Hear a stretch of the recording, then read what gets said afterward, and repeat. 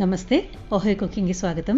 ఈరోజు అన్నంలో కలుపుకొని తినడానికి ఒక సింపుల్గా చేసుకునే వంటకం, అదే పచ్చి కొబ్బరి తంబుళి. ఇది కర్ణాటకలో చాలా విరివిగా చేస్తారు.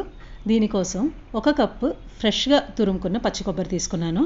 దీనికి ఎండు కొబ్బరి పనికిరాదు. కుదిరినంత కింద బ్రౌన్గా ఉంటుంది కదా, ఆ పార్ట్ లేకుండా వాడుకోండి, రుచి బాగుంటుంది. తర్వాత 1 టీ స్పూను ధనియాల గింజలు. దీంట్లో మనం పచ్చివే వేసుకుంటాము. వేసుకునే సామాగ్రి వేయించిన అవసరం లేదు. తర్వాత సగం టీ స్పూను జీలకర్ర, 1 ఎండుమిరపకాయ చిన్న ముక్కలుగా చేసి వేసుకుంటున్నాను.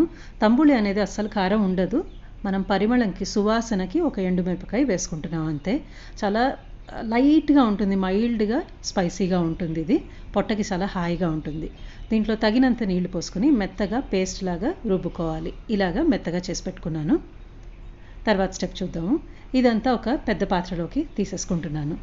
మిక్సీ జార్లో కూడా కాస్త నీళ్లు పోసుకొని కొంచెం పల్చం చేసుకున్నాను.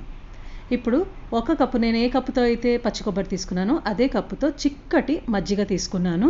మనకి తంబుళిలో డైరెక్ట్గా మనం పెరుగు వాడము, ఇలాగ మజ్జిగ రూపంలో వాడుకుంటాం. ఈ పచ్చి కొబ్బరి తంబుళికి పులుపు మజ్జిగ పనికిరాదు, తీయగా ఉండే ఫ్రెష్ మజ్జిగ పోసుకోండి. తర్వాత తగినంత ఉప్పు వేసుకుని అంతా కలిపి పక్కన పెట్టుకుంటున్నాను. ఇంత పల్చగా ఉండాలి, మరీ గట్టిగా ఉండకూడదు, అలా అని మరీ జారుడుగా నీళ్ళగా ఉండకూడదు. మధ్యమంగా ఇలా ఉంటే బాగుంటుంది తంబుళి అన్నాన్ని కలుపుకొని తినడానికి. తర్వాత దీని పోపు కోసం ఒక బాండ్లీ పెట్టుకొని 1.5 టీ స్పూన్ నూనె వేసుకున్నాను. మీరు కావాలంటే నెయ్యితో కూడా పోపు చేసుకోవచ్చు.